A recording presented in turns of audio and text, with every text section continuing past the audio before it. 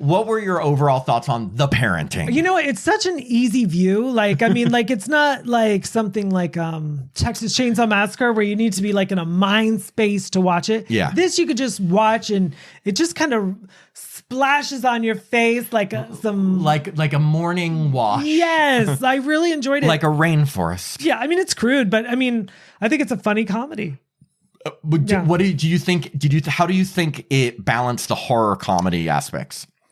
Very well. I mean, I can't even say it's horror aspects. I think anytime there was like special effects or whatever was going on, like supernatural, I thought it was done in such a way that it was strictly comedy. Yeah. I don't think there was anything, if it was supposed to be scary, I missed the boat. Or maybe you and I are so desensitized, we're just like, okay. You know, I mean, I think how you described it at first is kind of how I feel in a way, because it's a very easy watch. Like, you can watch this in any mood and it'll brighten your day because it's a bunch of great comic actors being funny. Yeah, and I don't know if I would have liked this film if it was in other people's hands or other actors. Like, because I love Parker Posey and I love Lisa Kudrow. I'm not that familiar with Edie Falco. I wasn't a Sopranos fan.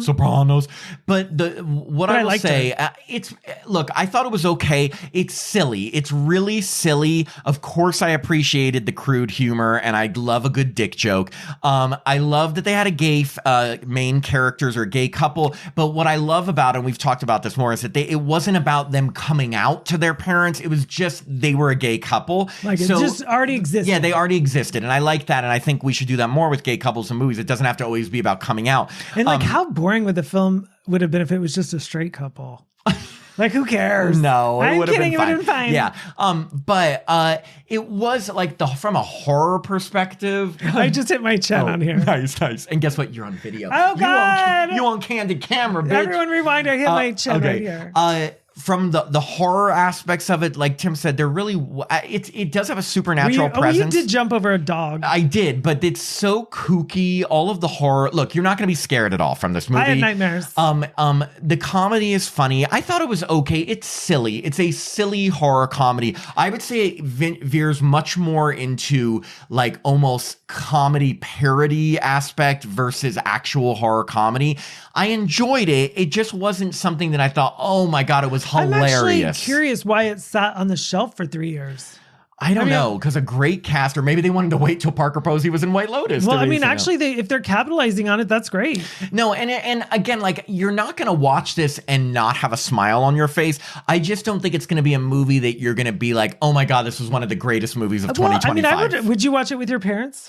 Yeah. Same here. I would too. I think my parents would laugh at certain things. I just think that the story was kind of corny, but it was funny. I mean, I found ourselves laughing at different moments. I agree with you that if it wasn't actors that we knew and really like thought were funny, it could have really It would have been failed. so flat. It would have fallen flat. But I think all the characters were likable and they had something to them. It's just, I did feel like some of the horror aspects were a little forced, but you know, what are you going to do? They're trying to make Meet the Parents with a supernatural movie, you know? So it'd be called Meet the Ghost.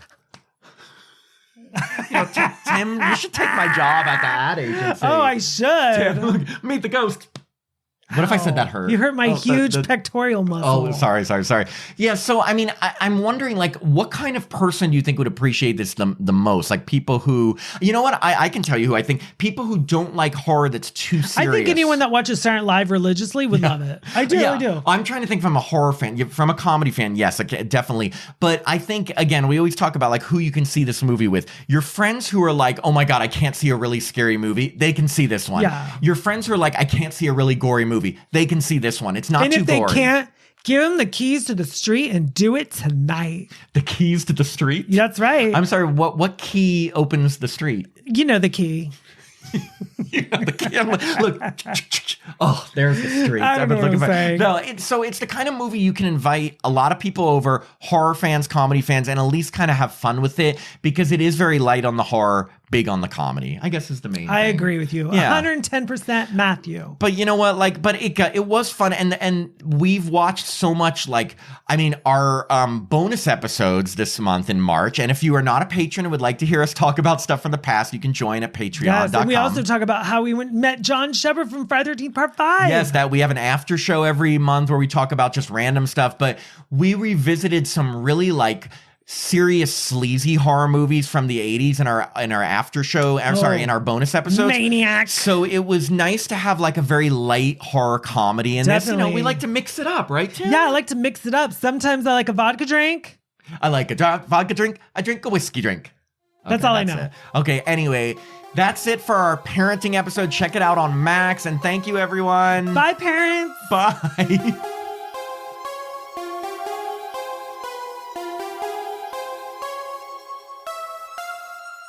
Thanks for listening to another episode of Happy Horror Time. If you'd like to support the podcast, please sign up to be a patron at www.patreon.com/happyhorrortime.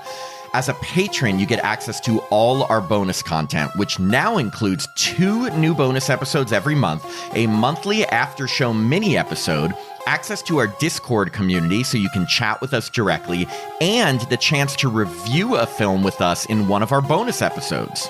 Patrons also get all our regular episodes ad-free and a day early, our monthly newsletter, the chance to vote in polls, and autographed Happy Horror Time stickers. I'm Matt Emmert. And I'm Tim Murdoch. And we hope you have a happy horror time.